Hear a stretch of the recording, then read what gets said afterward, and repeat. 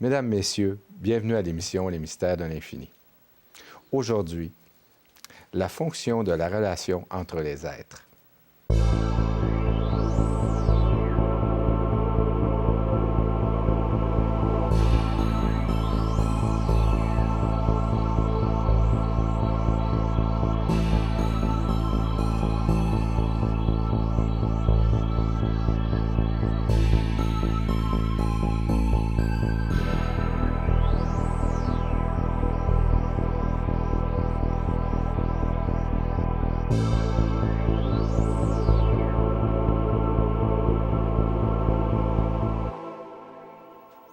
Mesdames, Messieurs, aujourd'hui donc, nous allons explorer avec M. Normand Pinard, voyant et métaphysicien, pourquoi nous sommes toujours attirés par l'autre. Pourquoi voulons-nous toujours entrer en relation avec l'autre? Et je pense que la meilleure personne pour répondre à cette question, c'est vraiment M. Pinard. Bonjour, M. Pinard. Bonjour, M. Saunier. Alors, ça va bien? Oui, ça va très, très bien. Oui. Vous me lancez tout un défi. C'est un grand défi. C'est un grand défi. Ce que je vais faire, c'est que je vais aller en état altéré. Et vous allez le relever. Et je vais aller vous communiquer ça direct. Allez-y. Alors, vous voulez voir un petit peu à quoi ça ressemble? Oui. OK.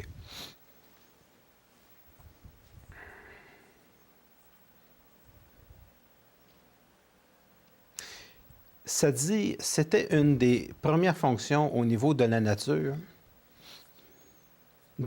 atomique, d'avoir une association pour pouvoir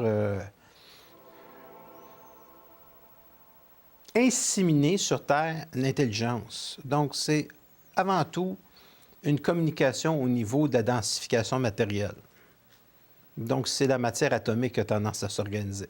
Dans sa base la plus primordiale, ça permet à la communication des cellules énergétiques de communiquer entre elles. Donc, à une échelle qui est beaucoup plus élevée, à une échelle qui est beaucoup plus étendue, ça permet à l'être humain de... Si on dépasse tout le règne animal. Mais cette communication-là, elle existe, bien entendu, au niveau cellulaire. Donc, il y a des centaines de millions d'années. Et à un moment donné, elle intervient chez les animaux. D'accord? Donc, c'est un processus que vous allez retrouver, c'est un processus qu'on appelle de métempsychose, de transformation de l'organisation énergétique. Il faut faire ici intervenir ce qu'on appelle le perfectionnement de cette métempsychose, qui rappelle un processus de réincarnation, mais je n'y adhère pas. Le processus de réincarnation est un point de vue. Un processus de perfectionnement de la matière. C'est un processus de perfectionnement. Ce que les êtres humains appellent sur Terre de la communication, c'est de la... Pour ces plans-là, c'est du réagencement énergétique. Donc, des individus cherchent à s'associer pour pouvoir retrouver dans l'autre la confirmation d'être et de trouver un sens dans leur vie. Et un individu ne peut pas trouver un sens dans sa vie s'il est seul. Parce qu'il va se perdre. Donc, pendant un certain temps, un individu peut être seul. Ça, il n'y a pas de problème avec ça. Mais l'individu ne peut pas être seul toute sa vie parce que l'autre, c'est une correspondance énergétique au niveau atomique, au niveau de sa vibration, au niveau de sa conscience, au niveau de son inconscient, au niveau entitaire, au niveau totalité, qui permet à deux êtres humains d'atteindre une fusion dans un temps. Donc, le but, c'est que deux deviennent un. La même chose que l'atome. D'une organisation qui est beaucoup plus complexe. Dans les plans, lorsque les deux deviendront un, on n'est pas rendu là, on n'est pas rendu dans cette civilisation-là. Là. Ça, c'est sur des milliers d'années. Quand les deux vont devenir un, il y aura à ce moment-là une fusion. Quand il va y avoir une fusion dans l'être humain va être capable de communiquer avec des plans extradimensionnels. Il va être capable de communiquer avec des plans qui vont être pour nous ce que nous autres, on appelle aujourd'hui des extraterrestres ou des créatures extradimensionnelles. À ce moment-là, il va être capable de se transformer en lumière, mais en lumière qui est ce que j'appelle de l'intelligence pure. Puis à ce moment-là, lorsqu'il y aura cette intelligence pure sur Terre, l'homme pourra mettre fin à la civilisation matérielle telle qu'on la connaît présentement, parce que c'est juste un passage. Et l'être humain aura sur Terre à ce moment-là, il aura dans sa vie à ce moment-là une communication qui ne sera plus au sens de la matière. On n'est pas rendu là. Ça, c'est dans des milliers, puis des milliers et des milliers d'années. Mais ça fait partie du plan. Ça fait partie du processus. Donc, le but de la communication dans le couple, pour être très simple, le but de la communication dans le couple, c'est pour qu'un individu retrouve en lui sa centricité.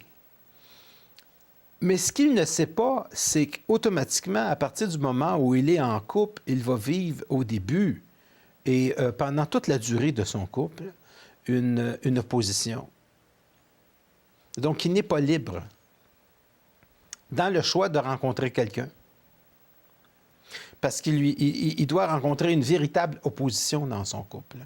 Donc, c'est la raison pour laquelle un individu, de la manière que c'est arrangé, c'est qu'un individu doit rencontrer quelqu'un qui va être une parfaite opposition pour lui.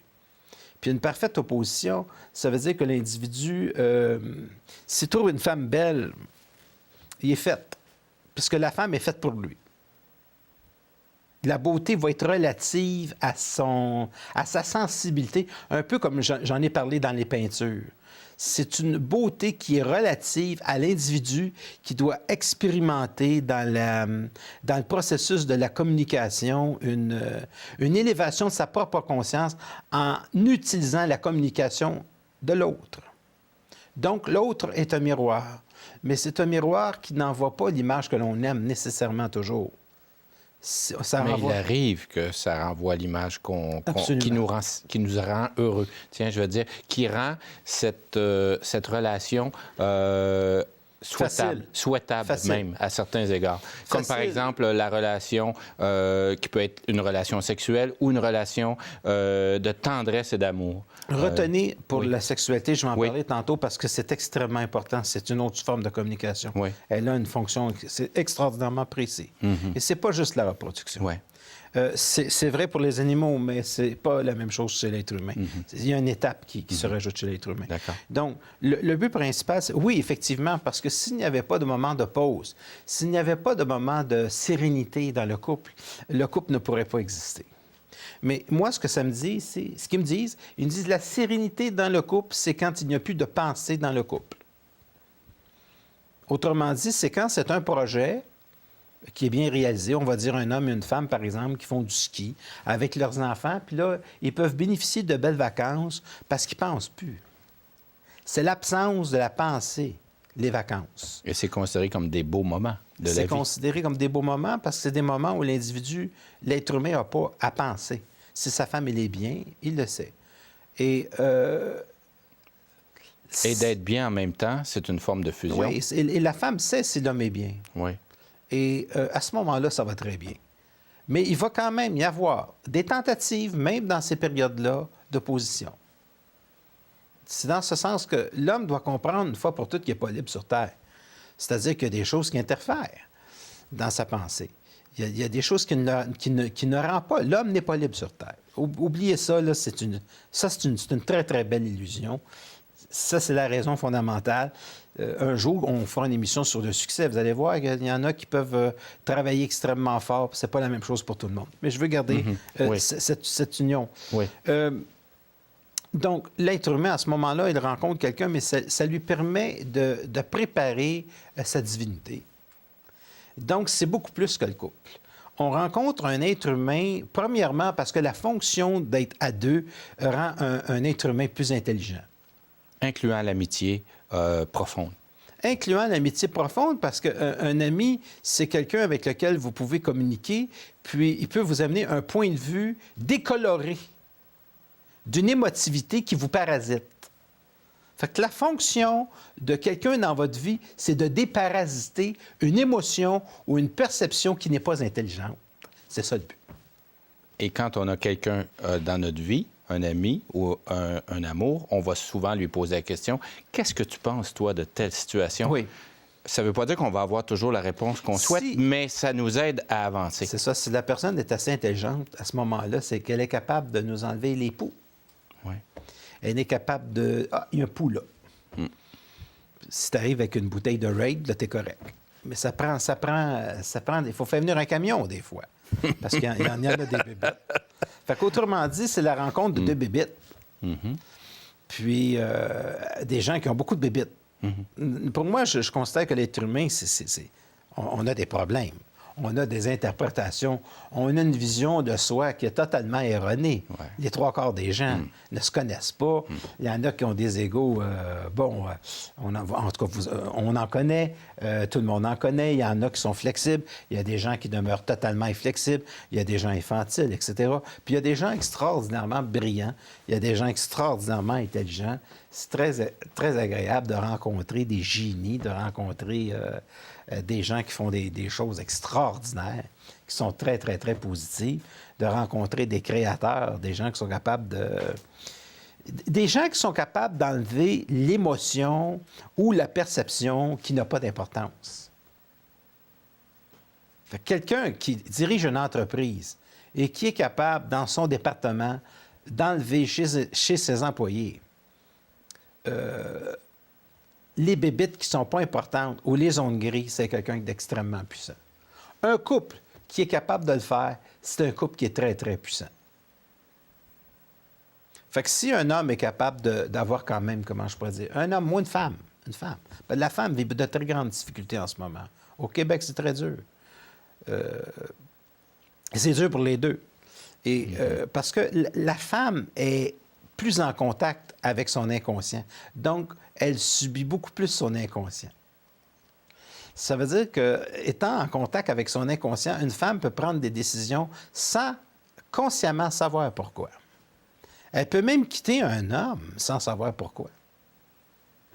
Elle peut dire « ça va plus, mais j'arrive pas à l'expliquer ». Une femme peut quitter un homme en disant « je suis pas capable de... C'est un bon gars, mais il me dit plus rien ».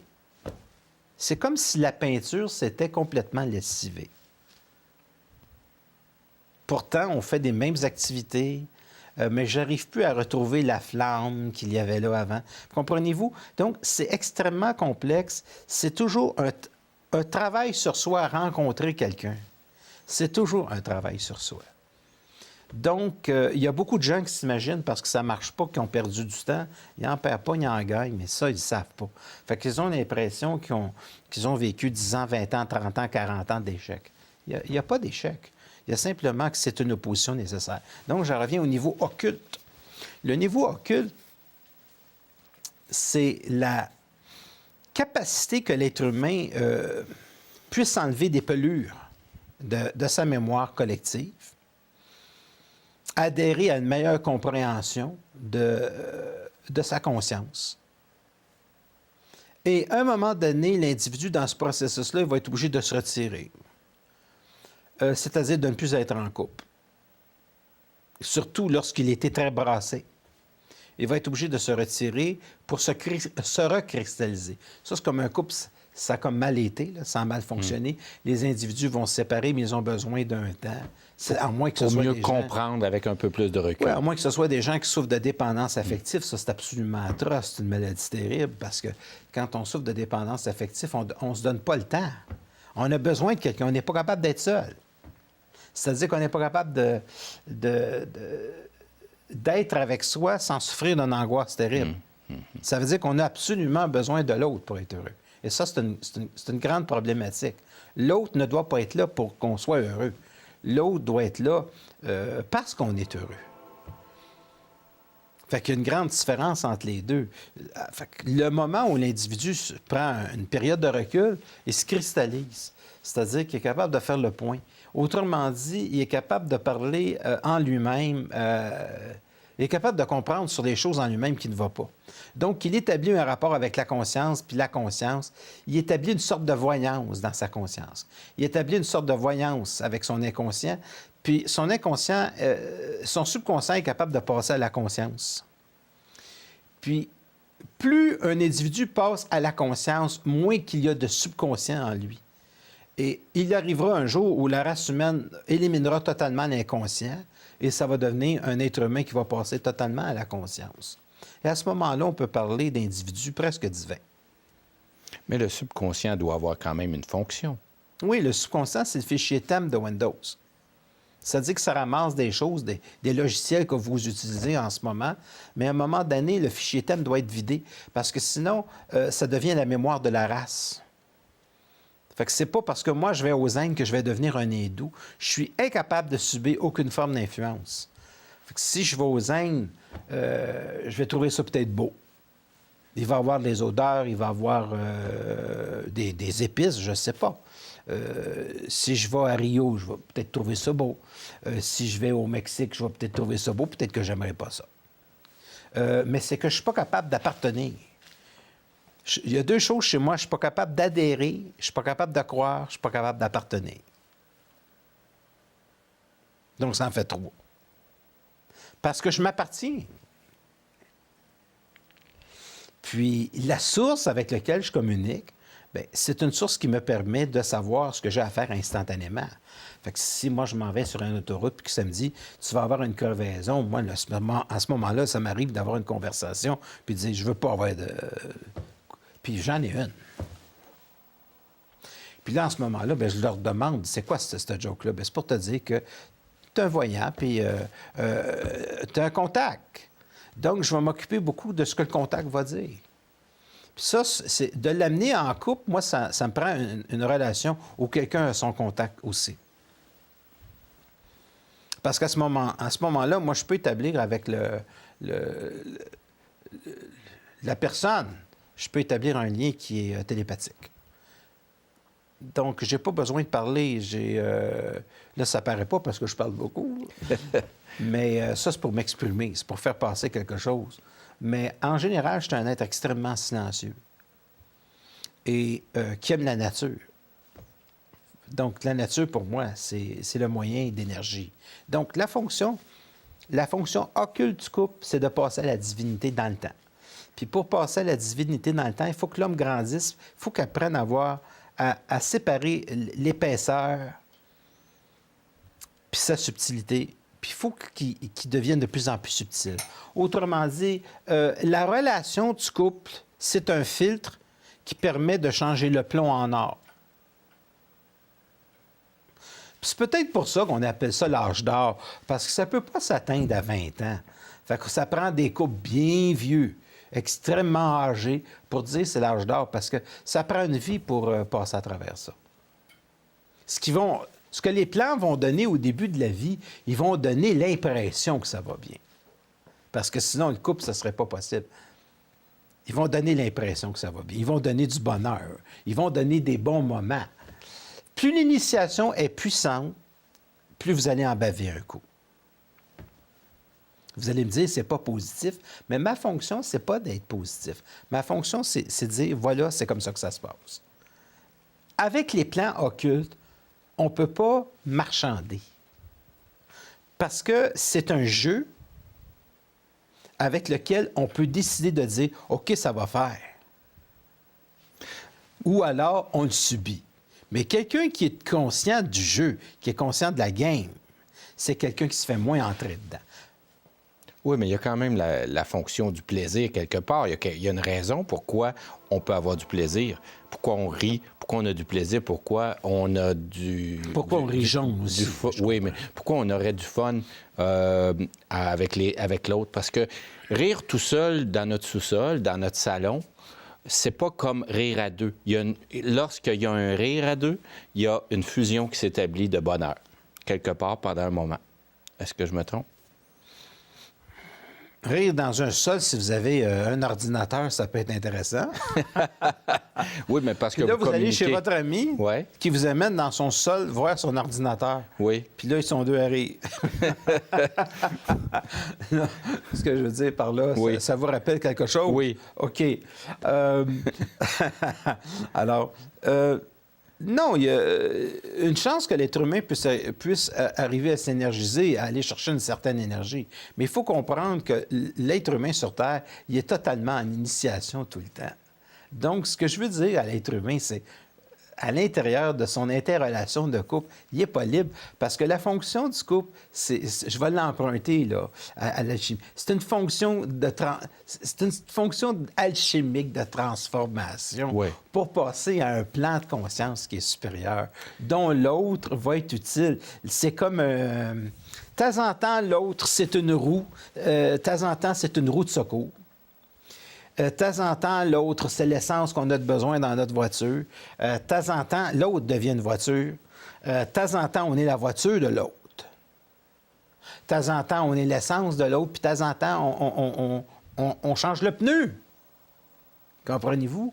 Fait que ça fait partie de la relation, de l'interpénétration de tous les plans de conscience entre les êtres humains. Il y a des choses qu'une femme ou un homme peut apporter dans un couple. Puis à un moment donné, ce couple-là va casser, puis à un moment donné, il va le donner à l'autre femme.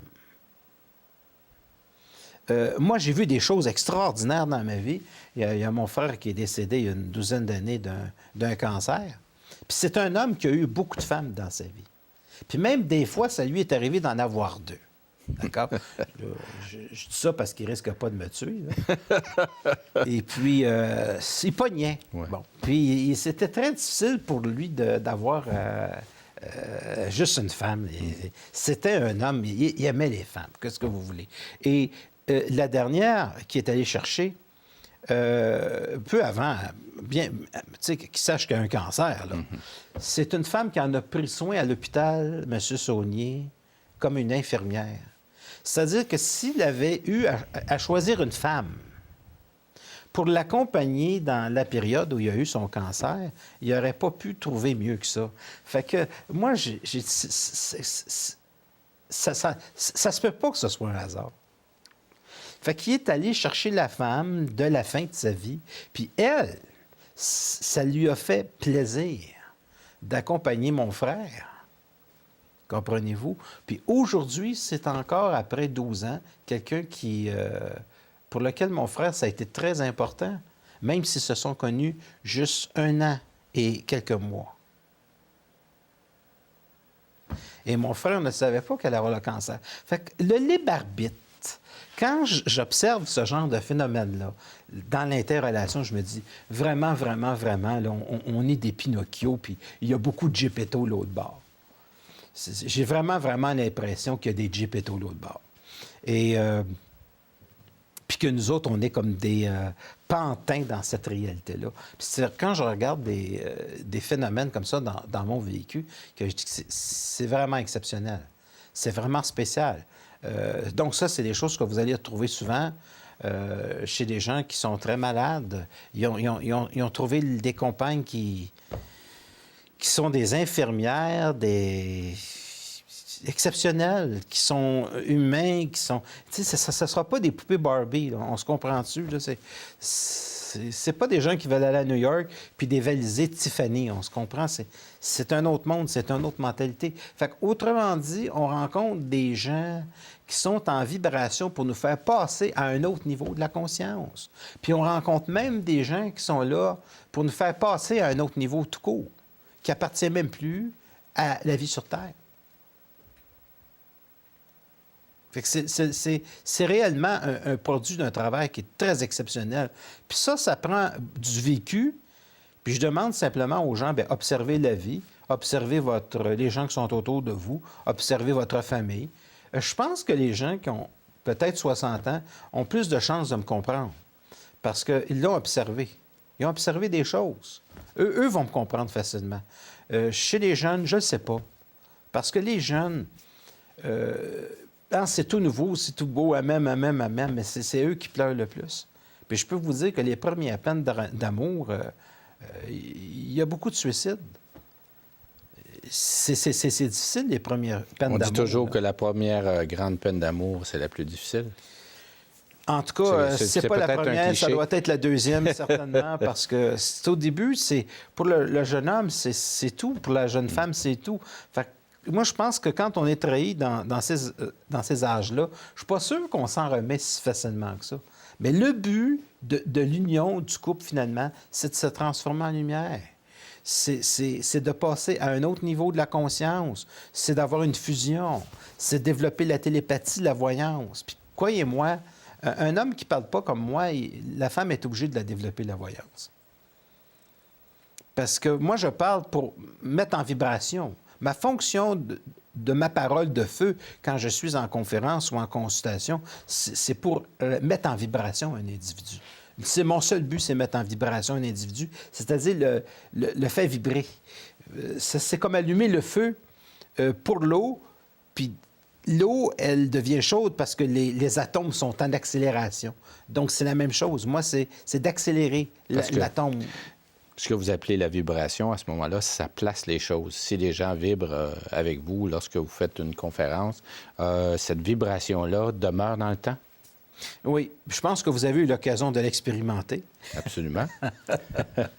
Et oui, parce que être à côté d'un individu qui effectue un travail à ce niveau-là, c'est automatiquement être en initiation. Mais attention, être un couple, c'est automatiquement être en initiation. Fait que c'est d'être capable de passer à une très grande maturité affective, d'enlever les émotions infantiles pour se libérer, puis de vivre la sérénité à deux.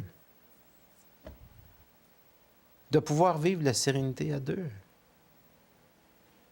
Et vous êtes prêt à aider les gens qui veulent vous rencontrer ou vous parler par téléphone pour des séances de consultation, pour échanger avec eux sur qu'est-ce qui pourrait... Il y a des gens qui me téléphonent juste pour de la voyance. Oui.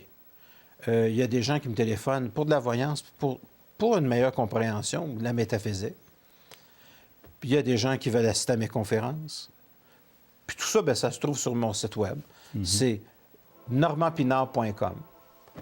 Au numéro de téléphone 514-254-5919. Puis il y a des gens aussi avec lesquels on communique au niveau international par webpinard.tv. Donc, c'est une extension de mon site web avec lequel on communique avec le monde entier. Donc, ça, c'est de l'enseignement occulte avec lequel je vais beaucoup plus loin parce que j'ai moins de censure, j'ai moins de retenue. Alors, c'est une invitation pour les gens qui seraient intéressés à aller plus loin dans la métaphysique. Oui. Bien, M. Pinard, merci beaucoup. Encore une fois de cette belle explication. Le plaisir est pour moi. Il y a des gens qui peuvent le comprendre, mais il y a des gens pour lesquels ça peut être un peu plus difficile. C'est correct. Oui. Faut pas se casser la tête avec ça. C'est un repas qui se digère tranquillement. Oui, bien, c'est mieux ça qu'un buffet qui se mange froid. Merci beaucoup, M. Pinard. Mesdames, Messieurs, nous sommes à la fin de cette émission. Alors, merci beaucoup et merci d'avoir été là. Vous pouvez toujours nous laisser vos commentaires à info@tvrl.ca et à la prochaine. Merci beaucoup.